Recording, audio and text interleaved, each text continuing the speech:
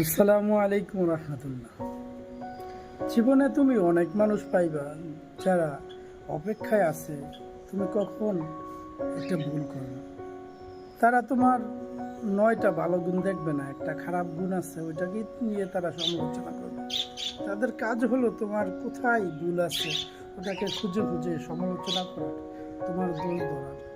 এই জন্য তুমি সাবধান হও, তাদেরকে এড়িয়ে চলো, তাদের সঙ্গ ত্যাগ করো। এমন বন্ধুদেরকে ধরো যারা ভুলকে সংশোধন করার নামে তোমার গীবত করবে না, তারা সত্যিকারের ভুলটা ধরাই দেবে, আল্লাহর পথে টানবে। এই জন্য ওই বন্ধুদেরকে ডাকো যারা তোমাকে প্রকৃত ভালোবাসে। ওরকম মানুষের কাছে যেও না যারা তোমার দোষ নিয়ে সমালোচনা করে, তোমাকে মানুষের মাঝে ছোট করে, তাদের কাছে যেও না, তাই না?